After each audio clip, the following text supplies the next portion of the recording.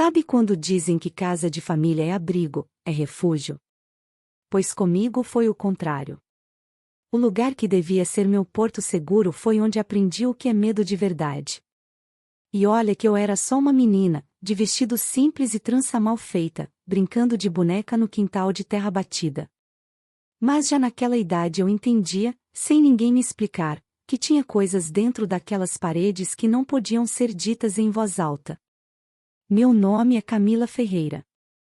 Nasci em 1952 em Buritizeiro, uma cidadezinha esquecida no norte de Minas Gerais, onde todo mundo se conhecia, mas ninguém realmente via.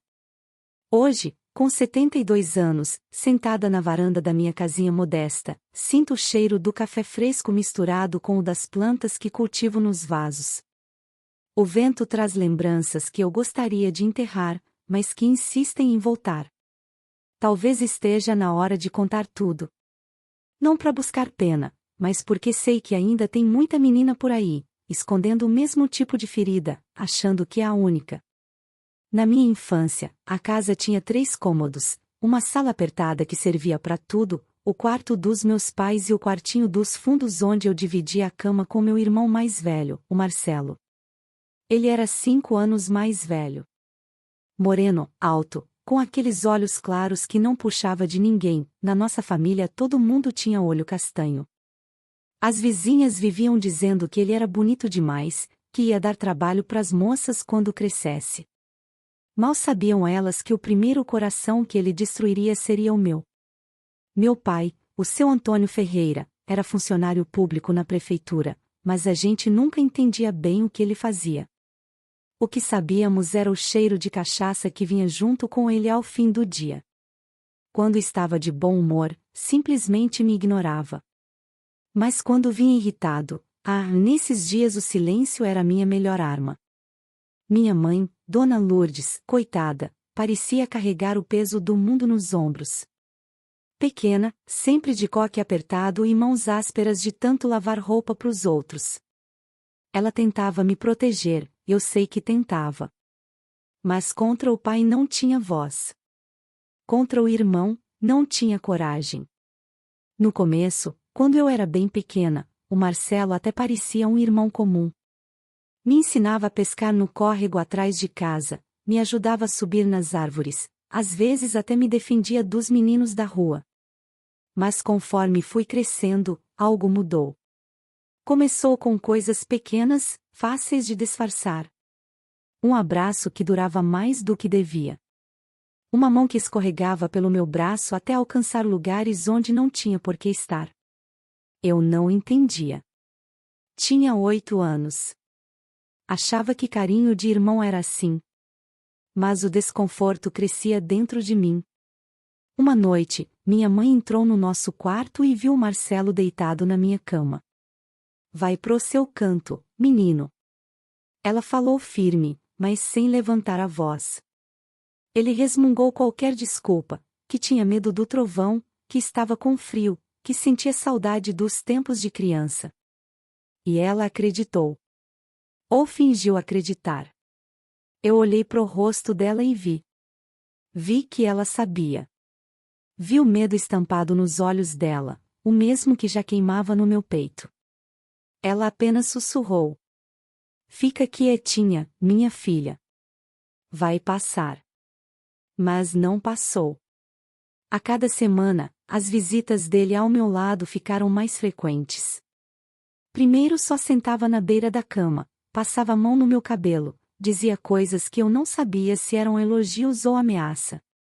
Você é linda, sabia? A mais bonita da família. Eu fingia dormir. Apertava os olhos com força, rezando baixinho, pedindo para ele ir embora. Às vezes funcionava. Às vezes não. O pai achava bonito a gente ser tão unido. Batia nas costas do Marcelo com orgulho e dizia pros amigos. Esses dois se adoram. É assim que cria família forte. E ria, como se fosse piada. Eu, do meu canto, ia murchando. Na escola, quando perguntavam se estava tudo bem, eu só balançava a cabeça. O que eu ia dizer? Que meu irmão me tocava de um jeito que me fazia sentir suja. Que minha mãe fingia não ver.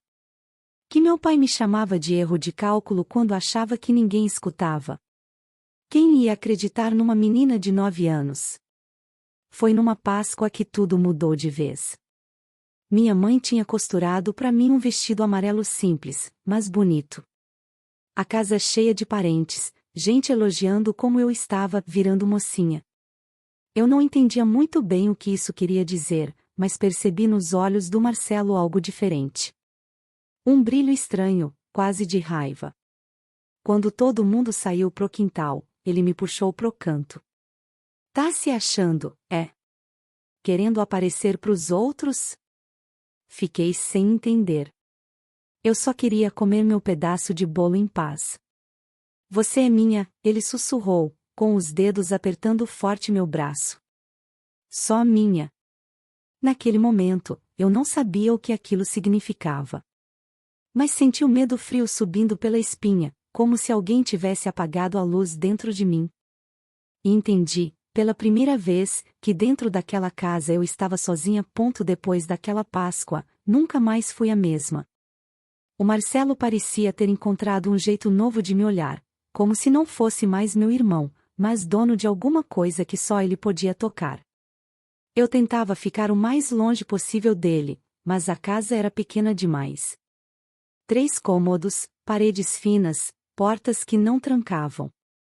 Onde eu fosse, ele estava. Começou a aparecer no banheiro. Esqueci a toalha. Dizia, entrando sem pedir. Eu me encolhia, virando o rosto, tentando cobrir o corpo com as mãos. Ele ficava parado, me observando. Que bobagem, Camila. Sou seu irmão. Não precisa ter vergonha. Eu passei a tomar banho vestida, de roupa leve, mesmo que demorasse mais para secar. Mas não adiantava.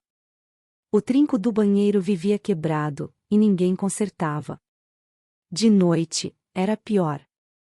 O Marcelo esperava todos dormirem e vinha para minha cama.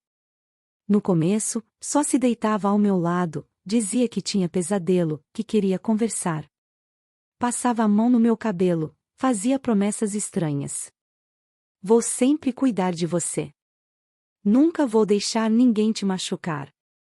Mas eu já sentia, o perigo era ele. Minha mãe percebeu. Uma noite, abriu a porta devagar e me encontrou acordada, olhos arregalados, o Marcelo colado em mim. Vai pro seu canto, Marcelo. Disse, a voz firme, mas baixa, como quem não queria acordar o marido. Ele obedeceu de má vontade. Antes de sair, olhou para mim com um sorriso torto. Amanhã a gente continua, maninha. Minha mãe fechou a porta e, sem coragem de encarar meus olhos, murmurou. Aguenta firme, minha filha. Vai passar. Eu queria perguntar quando.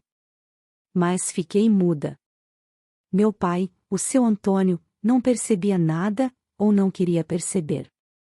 Orgulhava-se do filho, repetia para quem quisesse ouvir que Marcelo era o orgulho da casa. Eu, para ele, era só um estorvo. Quando me via cabisbaixa, dizia que eu inventava frescura. Mulher tem que aprender a aguentar calada. Repetia, sempre com cheiro de cachaça e cigarro. Na escola, comecei a mudar. Não brincava mais no recreio. Fugia das conversas. As professoras perguntavam se estava tudo bem. Eu só assentia com a cabeça. Era mais fácil fingir do que explicar algo que ninguém acreditaria. O Marcelo, para todo mundo, era educado, simpático, ajudava as vizinhas a carregar sacolas, jogava bola com os meninos da rua. O filho perfeito. Quem ia imaginar o que acontecia quando as portas se fechavam? Eu inventava desculpas para não ficar sozinha em casa. Ajudava minha mãe a lavar roupa no rio, mesmo que minhas mãos rachassem no frio da água. Ia com ela à feira, carregando sacolas pesadas, só para não ficar presa entre as paredes da nossa casa. Mas o Marcelo sempre dava um jeito. Lembro de uma tarde de junho. Minha mãe tinha ido entregar roupa lavada para uma família da rua de cima. O pai estava na prefeitura. Fiquei sozinha. Ouvi passos no corredor. Meu coração disparou. Tá se escondendo de mim. A voz dele, calma demais, gelou meu sangue. Tranquei a porta do quarto. Ele forçou. A madeira rangeu. Não adianta, Camila. Disse, batendo de leve, quase carinhoso. Porta nenhuma vai me separar de você. Fiquei encolhida no canto, mãos suadas, rezando para minha mãe voltar logo. Quando ela chegou, encontrei força para inventar que estava passando mal. Deve ser fraqueza. Disse minha mãe, olhando minhas olheiras. Vou fazer um chá. Ela sabia. Eu via nos olhos dela. Mas nunca falava. No domingo seguinte, fomos à missa. A igreja era pequena, de paredes caiadas. Eu me escondi no último banco, enquanto minha mãe rezava. Uma vizinha, a dona Zefinha, se aproximou. Camila, você tá tão quietinha, tá tudo bem, filha? As palavras estavam na minha garganta. Era a chance. Eu quase disse. Mas olhei para o altar, vi o Marcelo me encarando lá da frente, sorriso discreto, mas suficiente para me paralisar. Tá tudo bem. Respondi baixinho. E me odiei por isso. As coisas foram piorando. Ele começou a usar frases que eu não entendia direito, mas que me deixavam arrepiada. Logo você vai ser mulher de verdade. Não quero que ninguém chegue perto de você. Você é só minha.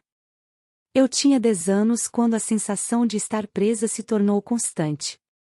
Não importava onde estivesse, parecia que ele estava sempre atrás de mim, com os olhos claros que me queimavam. Comecei a ter medo do próprio corpo. Evitava olhar no espelho, evitava usar vestidos, mesmo os mais simples. Amarrei panos largos, tentando me esconder dentro das roupas. No fundo, eu já sabia que nada me protegeria. Uma noite de agosto, acordei com um barulho. Ele estava sentado ao lado da minha cama, só me olhando. Dorme, Camila. Disse, como se fosse um conselho. Eu cuido de você. Fechei os olhos com força. Fingir dormir era minha única arma. Mas por dentro, o coração gritava. Minha mãe, ao ver minhas roupas largas e minha falta de apetite, tentou falar comigo. Camila, minha filha, tá acontecendo alguma coisa? Olhei para ela. Vi nos olhos dela a resposta antes mesmo de falar. Ela sabia.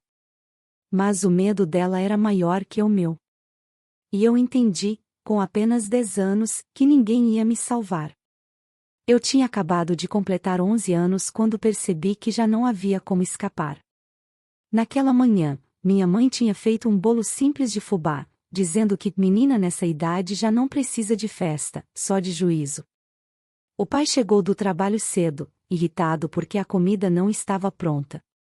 O Marcelo entrou na cozinha, rindo, fazendo piada, e o pai, orgulhoso, bateu nas costas dele. Esse sim é meu filho. Vai ser homem de verdade. Olhou para mim de soslaio e completou.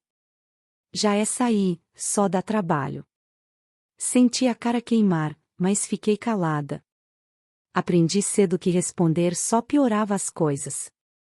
À noite, depois do parabéns sem vela e sem amigos, o Marcelo me chamou no quarto. Tenho um presente para você. Era um colar barato, de contas de plástico. Fez uma cerimônia como se fosse joia rara. Para minha irmãzinha linda. Disse, e me abraçou. O abraço demorou mais que devia. Senti a mão dele descendo devagar pelas minhas costas, parando onde não devia.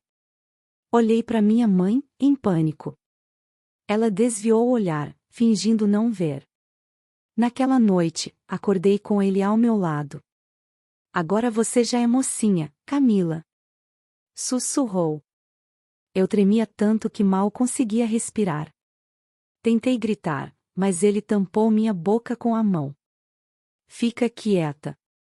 Se fizer barulho, eu conto pro pai que você anda se engraçando com o filho do seu Zeca. Você sabe o que ele faz se desconfiar, né? Eu sabia. Já tinha visto meu pai bater na minha mãe porque ela sorriu pro entregador de gás.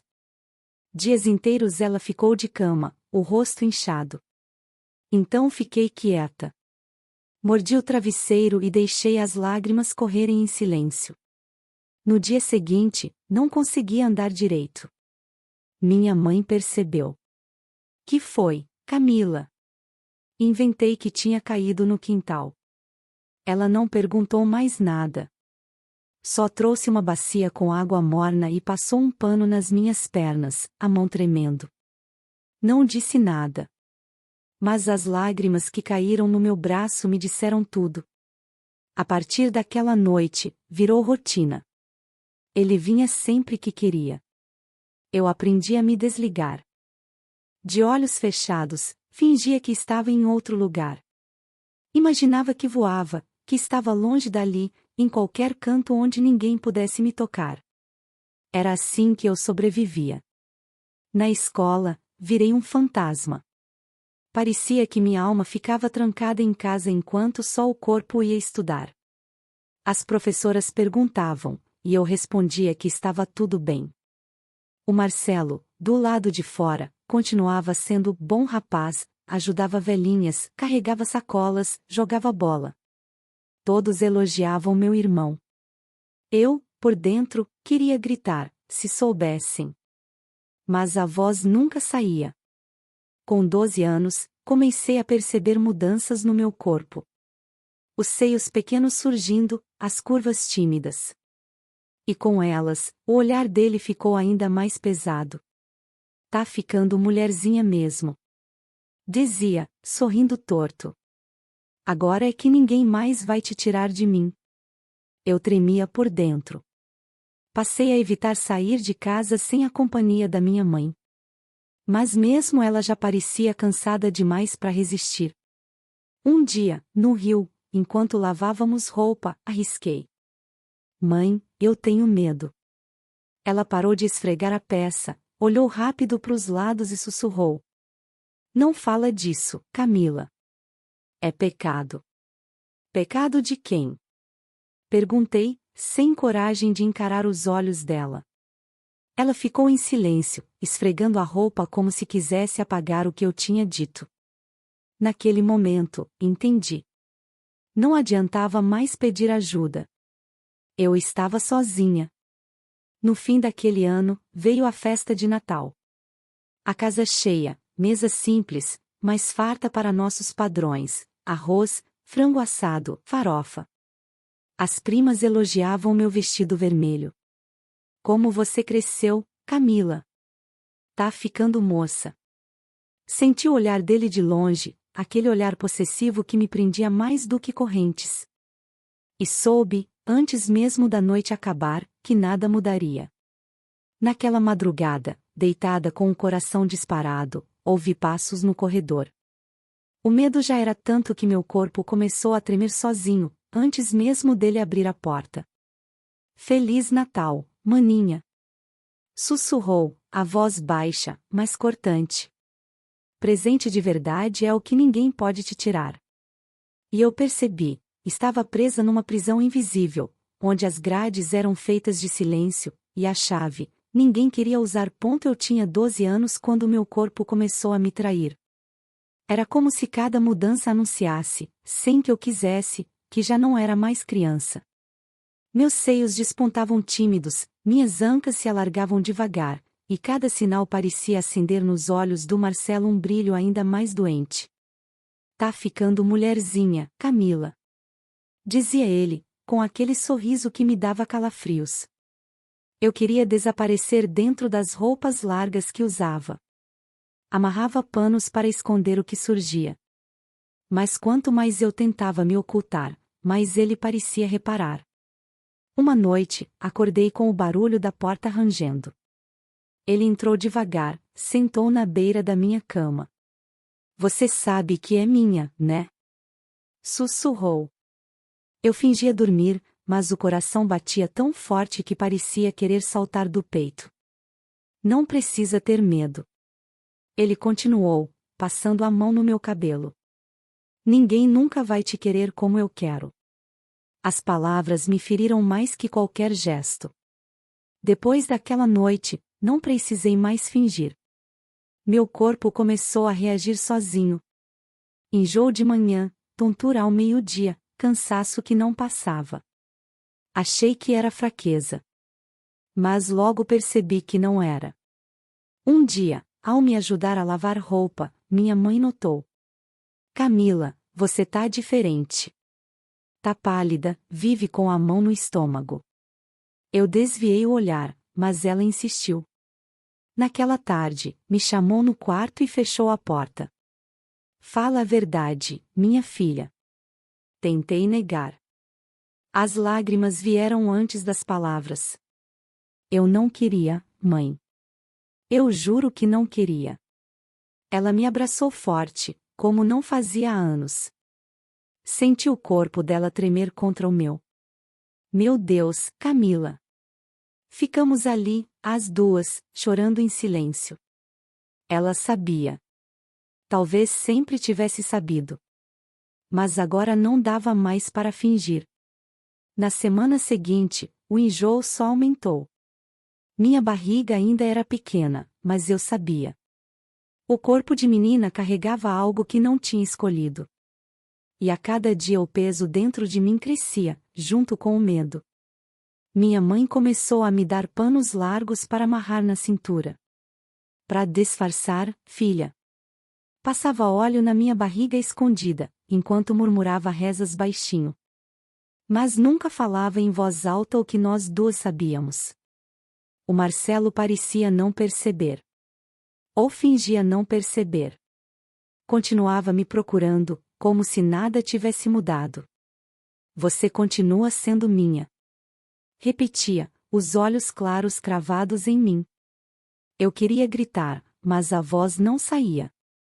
Era como se meu corpo tivesse virado o território dele. Na escola, inventei que tinha problema na coluna para justificar as roupas largas e o andar curvado. As professoras aceitavam. Ou fingiam aceitar.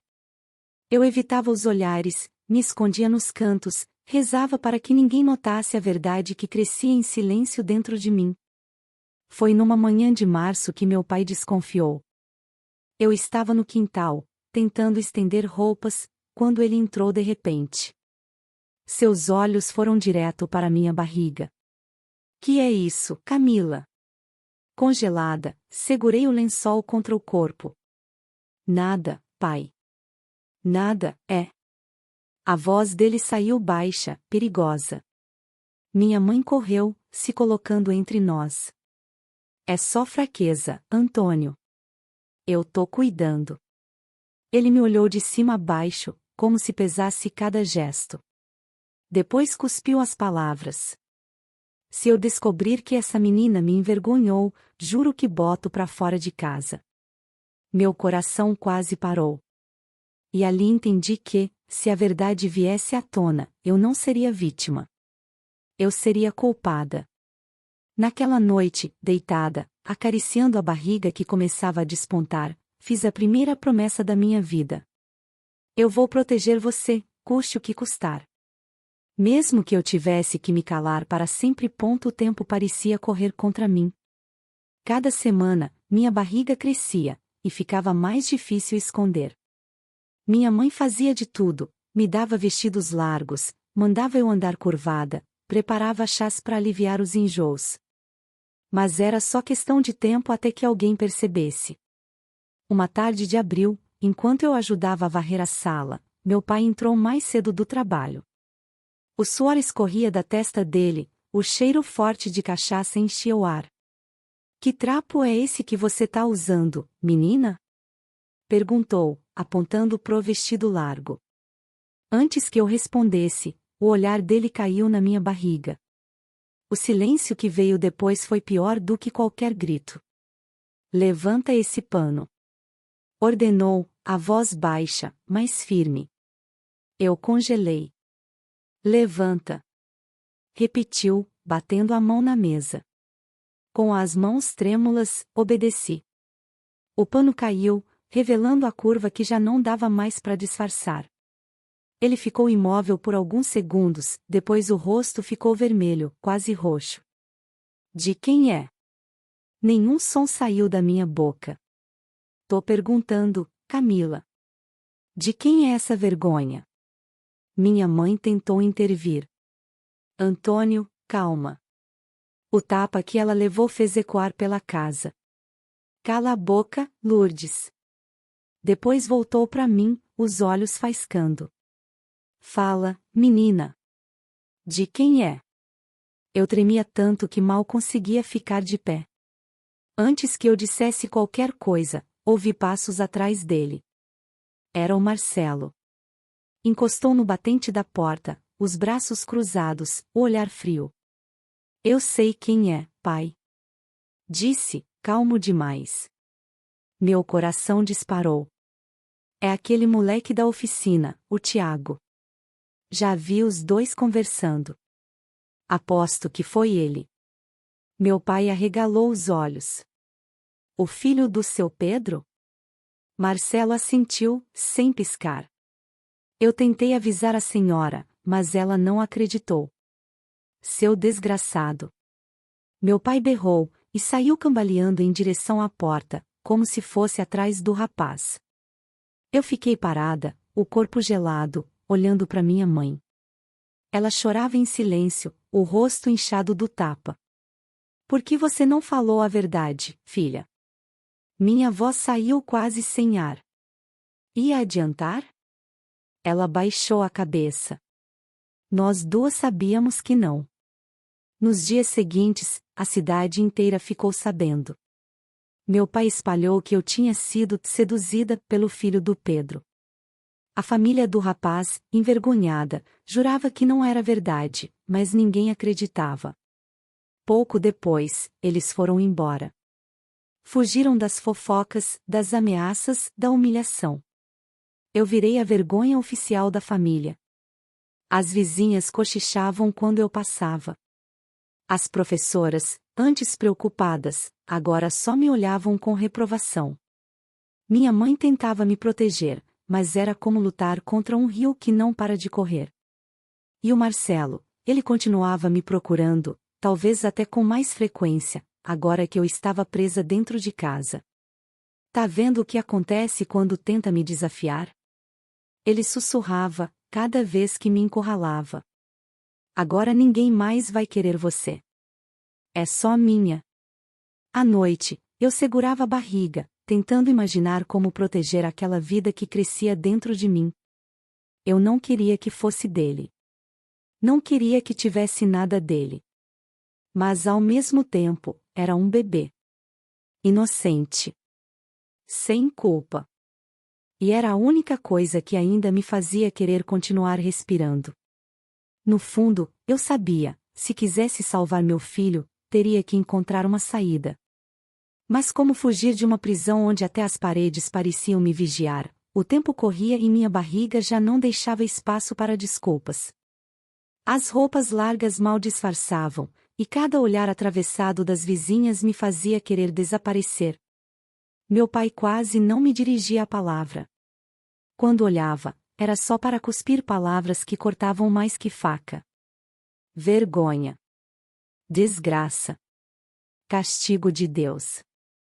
Minha mãe, coitada, fazia o que podia. Guardava comida escondida, preparava chás para aliviar minhas dores, passava a mão trêmula na minha barriga e sussurrava. Aguenta firme, filha. Vai dar certo. Mas eu via nos olhos dela o mesmo medo que eu sentia. Medo do meu pai. Medo do Marcelo. Medo do que ainda estava por vir. O Marcelo, por sua vez, parecia cada vez mais seguro.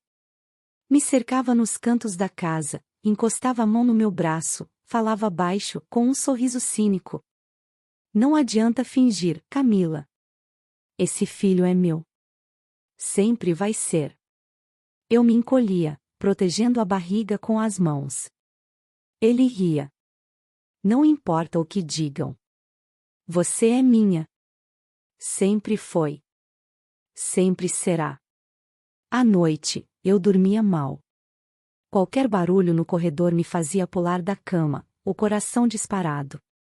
Eu já não era mais só uma menina assustada.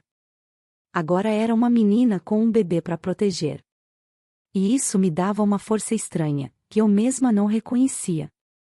Foi nessa época que conheci a Dona Cida, uma vizinha diferente das outras. Morava sozinha, trabalhava como costureira, e a cidade inteira falava mal dela pelas costas. Diziam que era mulher sem vergonha, porque não tinha marido e vivia do próprio trabalho. Mas ela foi a única que me olhou de verdade. Um dia, depois da missa, me chamou no canto. Camila, minha filha, você não tá bem. Eu vejo no seu olho. Engoli seco, a vontade de contar quase me sufocando. Mas o medo venceu. Não é nada, Dona Cida. Só tô cansada. Ela apertou minha mão e disse baixinho. Quando quiser falar, minha porta tá aberta. Aquela frase ficou martelando na minha cabeça. Na mesma semana, o Marcelo me encurralou no quintal, enquanto minha mãe estava na feira. Quando esse menino nascer, vou ensinar tudo pra ele. Vai ser meu parceiro. Meu estômago revirou. Nunca. Sussurrei, com mais coragem do que sentia. Ele apertou meu braço, forte, os olhos claros faiscando. Se você abrir essa boca, eu acabo não só com você, mas com ele também. Senti as pernas fraquejarem. Foi nesse instante que decidi, eu precisava fugir.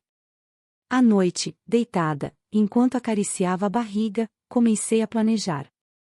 Pensava em cada detalhe, como sair sem que meu pai percebesse, onde conseguir dinheiro, para onde ir com um bebê nos braços.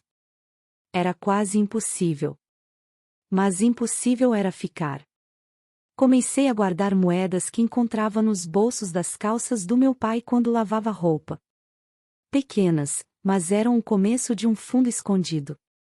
Escondia as moedas dentro de uma meia velha, costurada por dentro do travesseiro. Ninguém podia saber.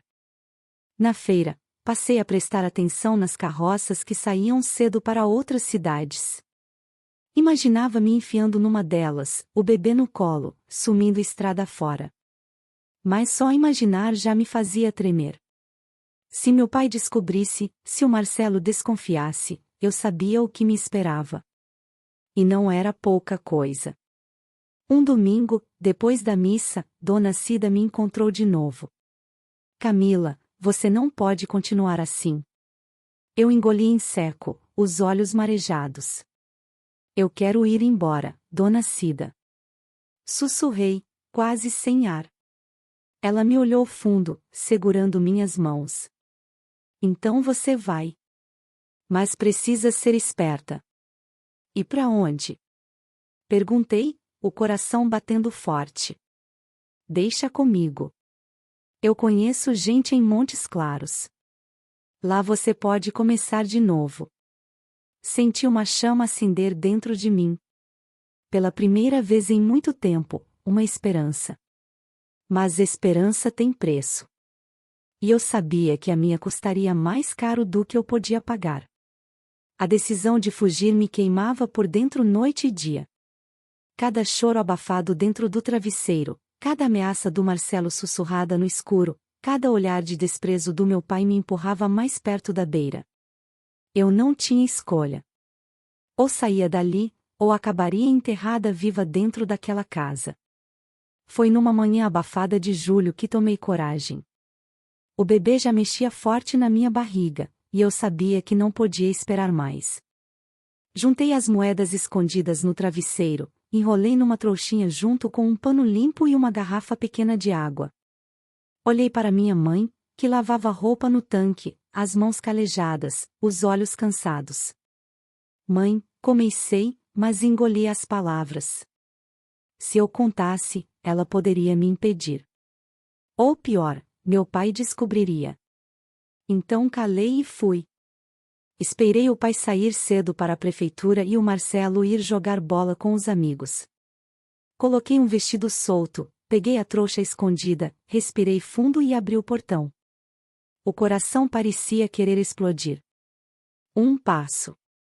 2. 3. O vento quente bateu no meu rosto, e pela primeira vez senti o gosto da liberdade. Mas a ilusão durou pouco.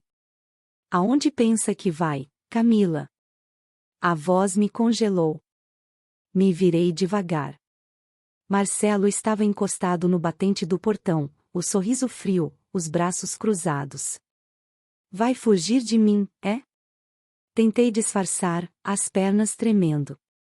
Eu só ia levar um recado para Dona Cida. Ele se aproximou devagar, os olhos claros queimando. Não mente para mim. Eu conheço cada passo seu.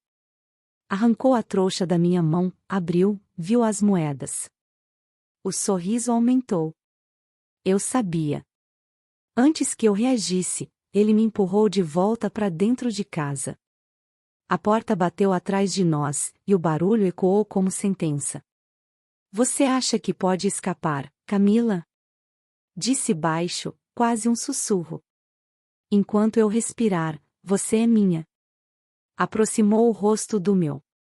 E se tentar de novo, juro que nem esse bebê eu deixo nascer. Meu corpo gelou. O medo não era mais só por mim. Era por aquela vida dentro de mim, tão frágil, tão inocente. Naquela noite, minha mãe percebeu meus olhos inchados de tanto chorar. O que foi, filha? Balancei a cabeça, incapaz de responder. Ela segurou minhas mãos, os olhos marejados. Eu sei, eu sempre soube. Senti as lágrimas descerem. Então por que nunca fez nada, mãe? Ela respirou fundo, a voz quase um sopro. Porque eu sou fraca. Mas você não é. Me abraçou, e naquele abraço senti tanto amor quanto impotência. Nos dias seguintes, Marcelo me vigiava de perto. Qualquer movimento diferente, ele notava. Minha prisão agora tinha grades ainda mais firmes. Mas dentro de mim, algo também tinha mudado. Eu não ia desistir. Se não fosse por mim, seria por aquele bebê. Eu ia tentar de novo, custasse o que custasse. E foi Dona Cida quem me deu a segunda chance. Um bilhete, escondido dentro de uma sacola de tecido que ela me entregou na feira. Montes Claros. Rodoviária. Quarta-feira. Madrugada. Procure o motorista do ônibus da linha do Norte. Diga que é recomendação da Cida. Ele sabe. Li e escondi rápido, o coração disparado. Era agora ou nunca. A diferença é que, desta vez, eu não podia falhar. A madrugada escolhida chegou abafada, pesada como chumbo. Eu quase não dormi naquela noite. Fiquei deitada de olhos abertos, a mão na barriga já grande, sentindo cada movimento do bebê como se ele também soubesse que algo estava para acontecer. Meu coração batia no mesmo ritmo do dele, acelerado, ansioso, com medo. Esperei a casa silenciar.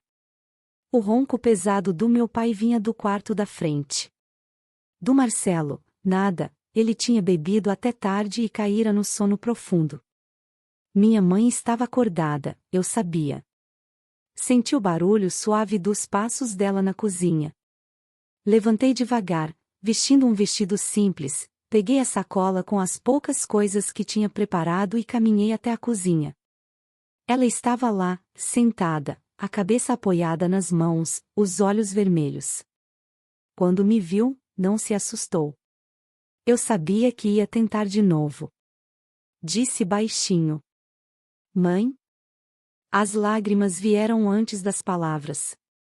Ela levantou, me abraçou forte, o cheiro de sabão e suor misturado com as lágrimas salgadas. Vai, filha. Não olha para trás.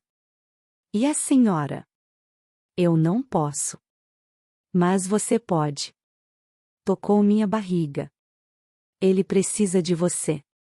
Ficamos assim por alguns segundos, até que o silêncio pareceu nos sufocar. Ela me entregou algumas moedas embrulhadas num pano. Não é muito, mas ajuda. Obrigada, mãe. Corre, antes que eles acordem. Saí pela porta dos fundos, o coração quase explodindo. As ruas estavam vazias, iluminadas apenas pela lua fraca. Andei rápido, sentindo o suor escorrer pelas costas, o medo me empurrando a cada esquina. Cada latido de cachorro, cada estalo no mato fazia minhas pernas tremerem. Mas continuei. A rodoviária não ficava longe, mas cada passo parecia 1 quilômetro. Quando cheguei, vi o ônibus parado, motor ligado, o motorista encostado na lateral. É você que vem por recomendação da Cida? Perguntou baixo, sem rodeios. Assenti, com a respiração presa. Ele abriu a porta. Sobe rápido. Entrei, sentando na última fileira, perto da janela. As mãos suavam tanto que quase deixei a sacola cair. Olhei para trás, esperando ver o Marcelo surgir correndo, o pai gritando, minha mãe desesperada. Mas não havia ninguém. O ônibus começou a se mover, rangendo pela estrada de terra. A cada metro que nos afastava daquela cidade, eu sentia o ar voltar para os meus pulmões. Mas junto com o alívio, vinha a culpa. Deixava minha mãe para trás. Deixava a menina que fui enterrada naquela casa. Fechei os olhos e prometi. Um dia eu volto para buscar a senhora.